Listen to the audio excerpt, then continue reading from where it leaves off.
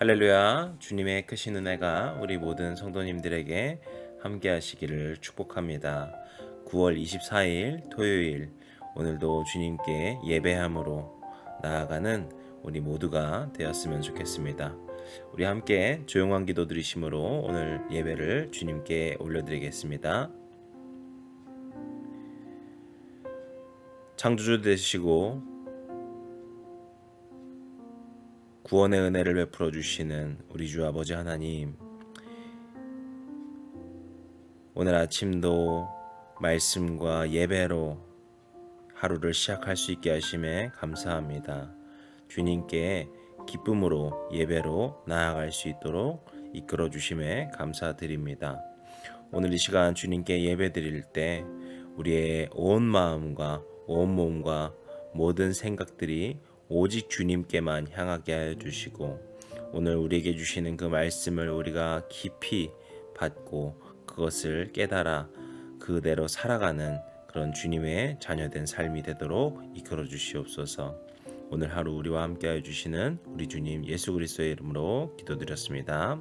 아멘. 우리 이제 시편의 찬양으로 주님께 나아가겠습니다.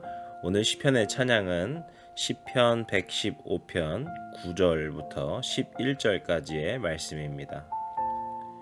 시편 115편 9절부터 11절까지의 말씀, 우리 함께 선포하는 마음으로 또 주님께 찬양과 경배 올리는 마음으로 고백하겠습니다. 이스라엘아, 여호와를 의지하라. 그는 너희의 도움이시요 너희의 방패시로다. 아론의 집이여, 여호와를 의지하라. 그는 너희의 도움이시요 너희의 방패시로다. 여호와를 경외하는 자들아, 너희는 여호와를 의지하여라. 그는 너희의 도움이시요 너희의 방패시로다. 아멘. 이제 우리에게 주시는 하나님의 말씀 함께 보겠습니다. 오늘의 말씀은 사무엘 하 4장 1절에서 12절까지의 말씀입니다.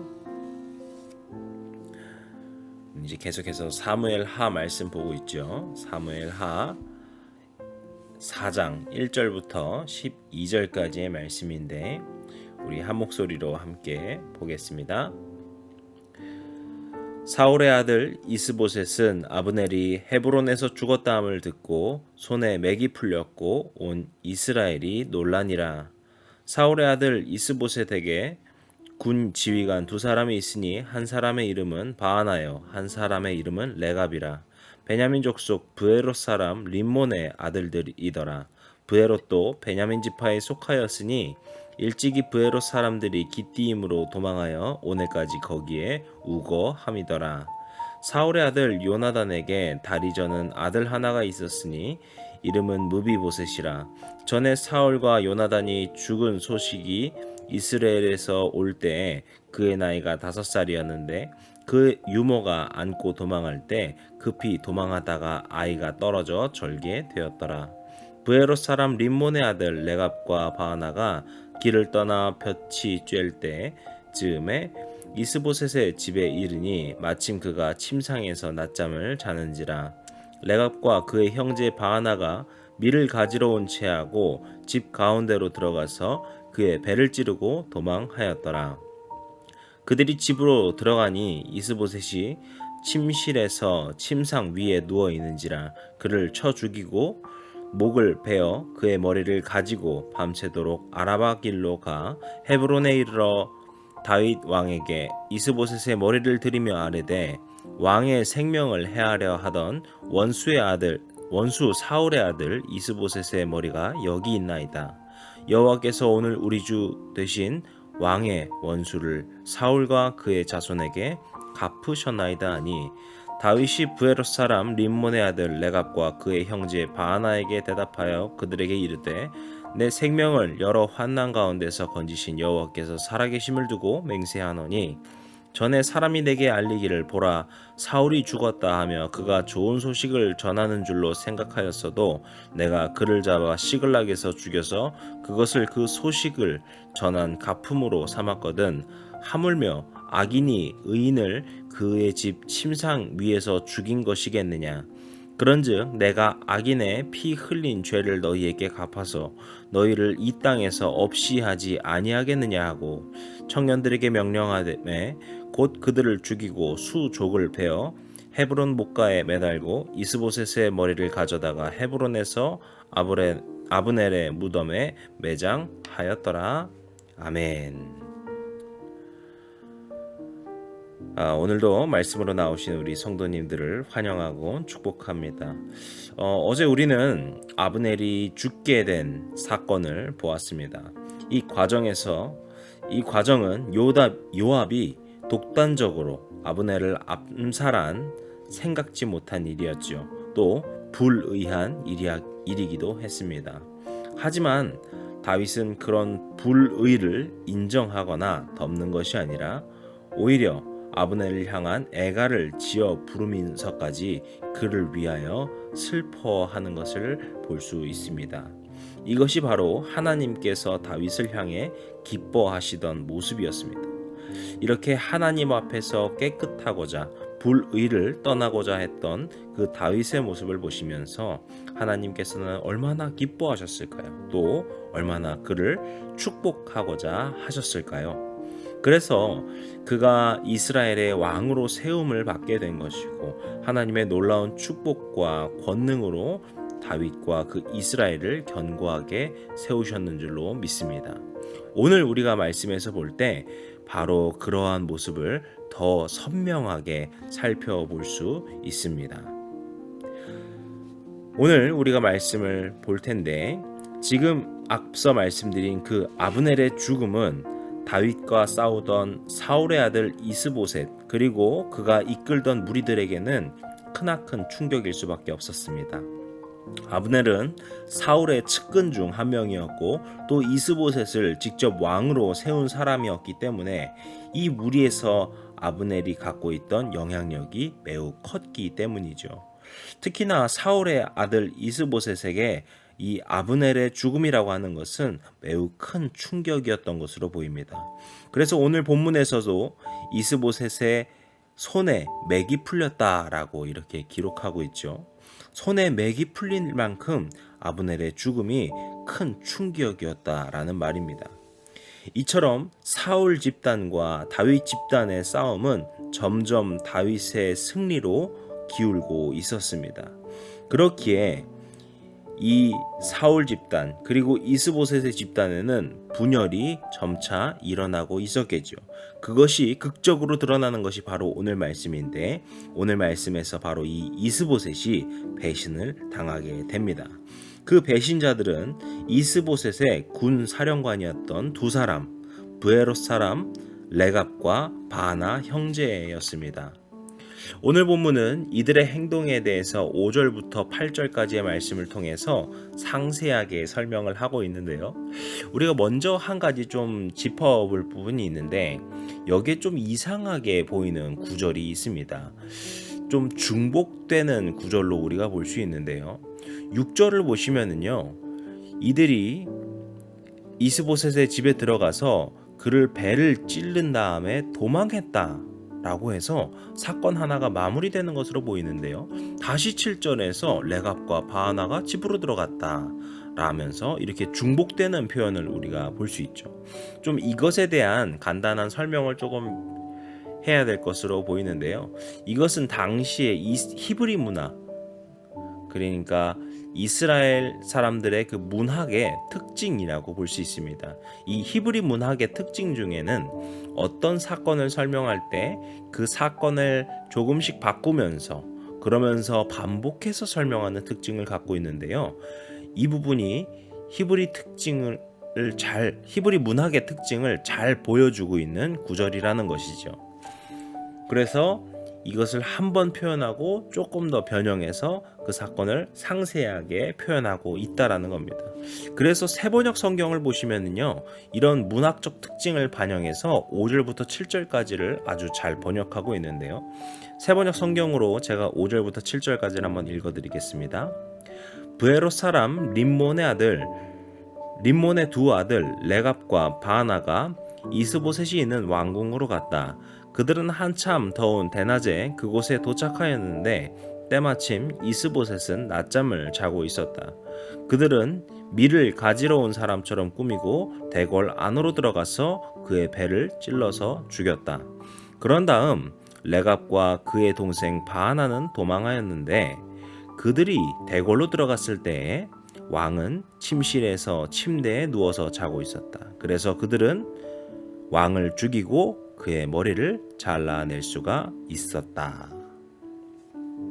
이렇게 보니까 조금 매끄럽게 보이실 수 있을 것 같습니다. 5절과 6절을 통하여서 사건을 간단하게 한번 설명을 해 주었죠. 그리고 뒤이어서 그 7절에 그때의 그 상황이 어땠는지 조금 더 부연 설명을, 상세하게 부연 설명을 하는 구조로 이것이 되어 있다라는 것이죠. 그래서 우리가 볼 때 이게 왜 이렇게 되지? 라고 볼 수 있는데 이거는 히브리의 문학의 특징이구나 라고 생각해 보시면 될 것 같습니다. 또 어쨌든 좀 이야기를 나아가서 다시 보면은 내용 자체는 그 있는 그대로 우리가 이해할 수 있을 것 같습니다. 레갑과 바하나가 이스보셋을 배신한 것이죠. 그래서 밀을 가지러 온 척하면서 이스보셋이 있는 집으로 들어가고 거기에 누워있던 이스보셋의 배를 찔러서 그를 죽였고 그의 목을 베어버렸습니다. 그리고 이스보셋의 목을 다윗 왕에게로 가져가게 되는 것이죠. 여기서 우리가 좀 또 재밌는 점이 하나 있는데 이로써 다윗은 자신이 직접 죽이지 않으면서도 이 이스라엘 북쪽에 있던 지도자들을 모두 죽이게 됩니다. 이게 무슨 말인가 하면은요, 이스라엘의 북쪽의 지도자라고 하면은 사울과 요나단 그리고 아브넬과 이스보셋 이렇게 볼 수 있습니다. 그리고 그들은 다윗의 위협이 되는 존재들이었죠. 그런데 사울과 요나단은 모두 블레셋과의 전쟁 중에 전사했습니다. 또 아브넬은 요압이 개인적인 감정으로 인해서 죽이게 되죠. 그리고 오늘 본문에서처럼 이스보셋 역시 결국에는 이 배신자 지휘관들로 인해서 암살을 당하게 되었습니다. 우리가 이 상황을 통해서 좀 볼 것이 있는데 먼저 볼 것은 이 레갑과 바하나 형제가 다윗에게 한 말입니다. 8절 말씀인데 우리 한번 같이 읽어보겠습니다. 헤브론에 이르러 다윗 왕에게 이스보셋의 머리를 들이며 아뢰되 왕의 생명을 해하려 하던 원수 사울의 아들 이스보셋의 머리가 여기 있나이다. 여호와께서 오늘 우리 주 대신 왕의 원수를 사울과 그의 자손에게 갚으셨나이다 하니. 여기서 우리는 재미있는 것을 볼 수 있는데 이 두 형제는 자신의 행동을 자신들의 것, 자신들의 공로로 이야기하지 않습니다. 이들이 말하는 것은 이 모든 일이 여호와 하나님께서 하신 일이라고, 다윗 왕의 그 원수를 갚게 하시기 위해서 여호와께서 마치 자신을 사용하셨다는 것처럼 그렇게 말을 하고 있습니다. 어쩌면 이들의 고백은 우리가 이렇게만 보면 참 겸손하고 진실된 하나님을 향한 마음을 가지고서 행한 것이라고 우리가 헷갈릴지도 모르겠습니다. 그들이 정말 겸손한 믿음의 사람들이고 하나님을 높이는 그런 사람들이라고 우리가 헷갈려 할지도 모르겠습니다. 그런데 우리가 여기서 봐야 될 것은 정작 이들이 했던 행동이 어떠했는가라는 것이죠. 그 행동은 불의한 행동이었고요. 그 행동은 비겁한 행동이었고요. 때문에 이것은 하나님 앞에 바르지 못한 행동이었습니다. 자신들은 하나님의 뜻으로 했다라고 착각하고 있을지도, 아니면은 그렇게 다윗을 속이려 할지 모르지만 그 모든 일은 자신들의 악한 마음으로부터 나왔다는 것을 성경은 분명히 지적하고 있는 것입니다. 저는요, 이 말씀을 보면서, 이 부분을 보면서 이것이 나에게도 참 묵상이 된다라는 생각이 들었습니다. 우리도 이와 같은 착각을 얼마든지 할 수 있다라는 겁니다. 저도 이와 같은 착각을 행하여서 내가 하나님의 이름으로 한다라는 착각으로 혹은 좋지 않은 일을 하진 않았는가라는 생각을 하게 됩니다. 내가 지금 하는 일들이 하나님께서, 우리 주님께서 주시는 사명이라고 생각하면서 마땅히 그리스도인으로서 해야 하는 일이라고 착각하면서 오히려 악한 일을 행할 수도 있다라는 것이죠. 이들의 행동은 하나님 앞에 옳지 않았습니다. 왜냐하면 그 행동의 동기도 또 그들이 실제로 행한 행동도 모두 불의했기 때문입니다. 하나님께서는 불의한 일, 정당하지 못한 일, 정의롭지 못한 일을 결코 기뻐하지 않으십니다. 그렇기에 하나님께서 이스라엘 백성들에게 주시고 가장 먼저 명령한 것이 바로 율법이었습니다. 율법을 통해 이스라엘 공동체가 바르고 정의롭게 또 공정하고 선한 공동체로 거듭날 수 있도록 하셨죠. 수단과 방법을 가리지 않고 원하는 것을 쟁취해내는 것이 그리스도인의 모습이 아니라 공정하고 올바른 것을 구하며 원칙대로 또 건강한 그런 정직한 모습으로 살아가는 것이 우리 그리스도인들의 모습이 되어야 할 것입니다. 이런 점에서 우리가 처음에 말한 것처럼 다윗의 반응이 어떠했는가, 우리가 그것을 봐야 될 텐데, 앞서 말씀드린 것처럼 다윗은요, 사울 쪽에 있었던 그 지도자들을 아무도 직접 죽이지는 않았습니다. 그래서 이것이 참 유리했다라고도 볼 수 있을 것 같아요. 내가 특별히 하지 않았는데도 다 그렇게 지도자들을 없애어서 나에게 대적하는 사람들이었음에도 그들이 사라져 주었구나 라고 좋게 생각할지 모르죠. 하지만 다윗은 그런 결과, 그런 이득, 어떠한 방법을 하더라도 자신이 유리한 방법을 취해야 된다, 이런 식으로 생각하지 않았습니다. 그래서 다윗은 사울과 요나단이 죽게 되었다라는 것을 알게 되었을 때 그들을 위하여서 애통하고 슬퍼했습니다.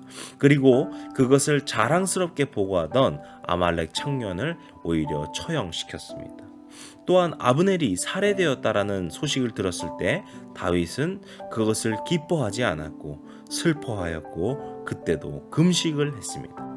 마찬가지로 오늘 본문에서의 그 이스보셋의 죽음을 알게 되었을 때도 다윗은 그 이스보셋을 죽인 레갑과 바하나 형제를 그들이 여호와 하나님의 이름으로 했다라고 말했을지라도 그는 분별력을 가지고서 그들을 죽여서 매달기까지 하면서 이스보셋의 죽음을 오히려 되갚아 줍니다.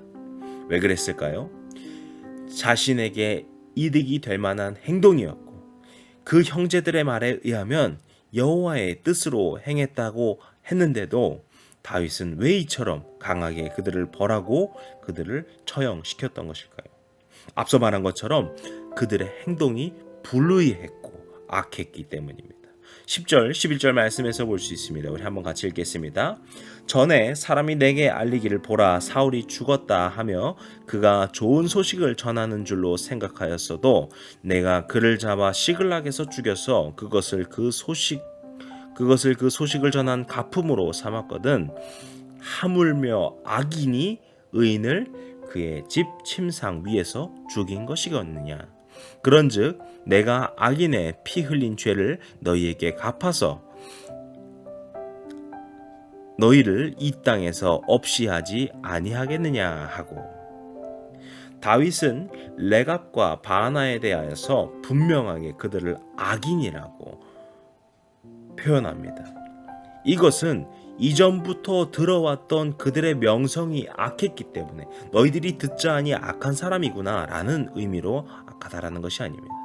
지금 그들이 저지른 그 행동이 악했기 때문에 너희들의 지금 이 행동이 악하기 때문에 너희들이 악인이다 라고 규정한 것이죠.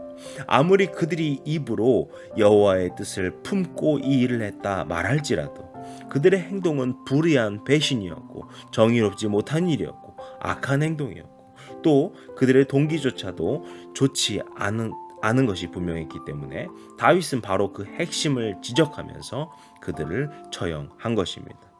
이처럼 다윗은 하나님께 늘 가까이 하고자 하는 사람이었기 때문에 하나님의 뜻이 그저 입으로 말하는 것에 그치는 것이 아니라 그의 그 삶 속에서 그 행실이 정의롭고 올바른 그런 선한 마음과 행실에서 나오는 것임을 분명하게 알고 인식하고 있던 것입니다. 저는 오늘 말씀을 보면서 우리도 이런 다윗과 같은 분명한 기준을 기억해야 한다고 생각이 되었습니다. 오늘 우리가 하나님의 백성으로 살아간다고 할 때 그 입술의 고백들이 있다면 그것은 참 귀한 것입니다. 그런데 우린 여기서 더 나아가서 우리의 입술의 고백뿐만이 아니라 우리의 삶의 실천으로 그것을 드러내야 할 줄로 믿습니다. 우리의 기도와 고백이 선하고 옳은 길을 따르는 삶의 모습으로 나타나야 한다는 것입니다. 또한 우리가 말씀을 읽고 그것을 열심히 묵상할 때 그것을 묵상하는 것에 그치는 것이 아니라 그 말씀이 우리의 삶에 묻어나야 합니다. 그것이 바로 다윗이 갖고 있던 하나님의 자녀로서의, 하나님의 백성으로서의, 하나님을 가까이 하는 자로서의 기준인 것입니다. 그리고 그가 그런 올바른 기준으로 살아갔기 때문에, 그렇게 살아가고자 늘 노력했기 때문에 하나님께서 다윗의 삶을 축복하셨고 결국에 그를 이렇게 이스라엘의 왕으로서 세우고 사용하신 것입니다. 그리고 그가 통치하는 기간 동안 그 나라를 강하고 부강케 하신 것은 그의 그 삶의 원칙 가운데 하나님 앞에 올바른 삶을, 정의롭고 공의로운 삶, 진실된 삶을 살고자 노력했기 때문인 줄로 믿습니다. 오늘 하루를 살아가시는 저와 우리 모든 성도님들의 삶에도 하나님 앞에 바르고 진실된 삶의 행실과 실천이 나타나는 그런 하루가 되시기를, 또 매일의 삶이 그런 삶이 되시기를 주님의 이름으로 간절히 축복합니다. 기도하시겠습니다.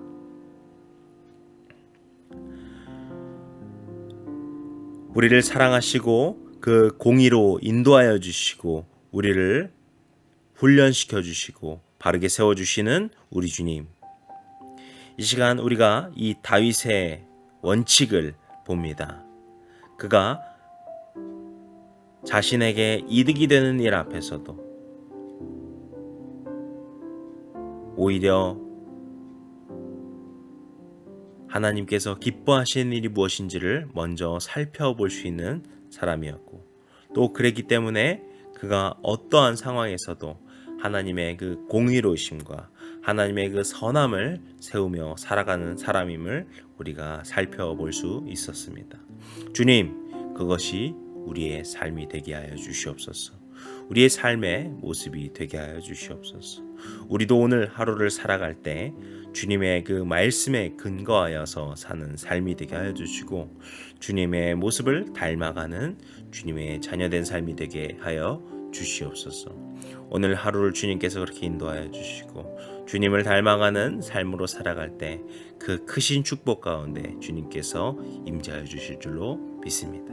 주님이 모든 순간순간을 우리와 함께하여 주시옵소서. 이 모든 말씀 우리 주님 예수 그리스도의 이름으로 기도드렸습니다. 아멘.